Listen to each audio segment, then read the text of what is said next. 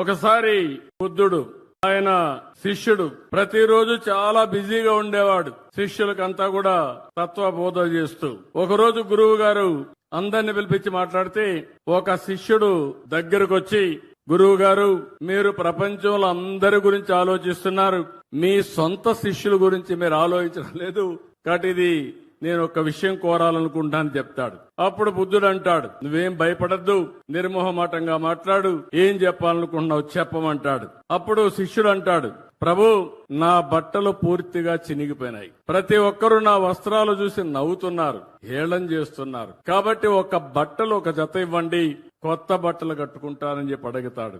అప్పుడు బుద్ధుడు ఆలోచించి, ఇది పెద్ద సమస్య ఏం కాదు, ఈయనకి కొత్త వస్త్రాలు ఇమ్మని ఆదేశాలు ఇస్తాడు. శిష్యుడు చాలా ఆనందపడిపోతాడు. ఆ నుంచి గదిలో నుంచి వెళ్లిపోతారు. కొద్ది రోజుల తర్వాత బుద్ధుడికి మళ్లీ ఒక ఆలోచన వస్తుంది. వీడికి నేను బట్టలిచ్చా, ఒకసారి కనుక్కోవాలి, ఆ బట్టలు ఏ విధంగా వాడుతున్నాడో కనుక్కోవాలని మళ్ళా పిలుస్తాడు. కొద్ది రోజుల తర్వాత పిలిస్తే, నేను కొత్త బట్టలు ఇచ్చాను కదా, నువ్వు ఆనందంగా ఉన్నావా, ఏంటి కట్టుకుంటున్నావా, దీనివల్ల నీలో మార్పు ఏంటని అడుగుతాడు. దానివల్ల శిష్యుడు, చాలా ధన్యవాదాలు గురువు గారు, కొత్త వస్త్రం వచ్చి చాలా సౌకర్యంగా ఉంది, ఇక నాకు ఎలాంటి కోరికలు కూడా లేవు, చాలా ఆనందంగా ఉన్నానని చెప్పి అంటాడు. అప్పుడు బుద్ధుడు అంటాడు, నీ కొత్త బట్టలు ఇచ్చాను, అవి వాడుతున్నావు, అసలు నీ పాత బట్టలు ఏం చేశావని అడుగుతాడు బుద్ధుడు. అప్పుడు శిష్యుడు కూడా చాలా తెలివైన వాడు. శిష్యుడు అంటాడు, గురువు గారు, నా పడక బొంతలో పూర్తిగా చెడిపోయి అది సరిగా లేదు, అందువల్ల నా బట్టలు దాన్ని కుట్టుకొని నేను బెడ్ వాడుకుంటున్నాను అని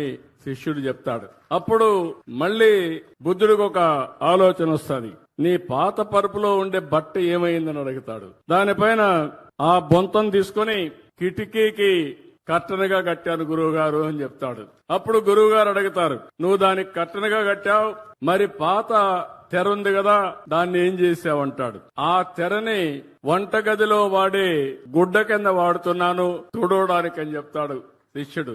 అప్పుడు ఆయన గురువు అడుగుతాడు మళ్ళీ బుద్ధుడు, అంతవరకు వంటగదిలో వాడినటువంటి ఆ గుడ్డ ఏం చేసావని అడుగుతాడు. అప్పుడు అంటాడు, దాన్ని గది తొడవడానికి వాడుతున్నాను గురువు గారు అంటాడు. అంతవరకు ఒక గుడ్డ వాడావు కదా, దాన్ని ఏం చేసావని అడుగుతాడు. ఆ గుడ్డ పూర్తిగా చెడిపోయింది గురువు గారు, దారాలు అయిపోయింది, అది తీసుకొచ్చి మన కొవ్వు దీపాలు పెట్టినప్పుడు ఒత్తులు తయారు చేస్తాం, ఒత్తులు తయారు చేశాను, ఇక్కడ వెలిగే దీపం గురువు గారు నీ ముందర నేను వదిలిపెట్టినటువంటి బట్ట అని చెప్తాడు. అంటే మీరు గుర్తుపెట్టుకోవాల్సినప్పుడు గురువు గారు బుద్ధుడు అంటాడు, అంటే ఈ ప్రపంచంలో ఏది కూడా వేస్ట్ కాదు.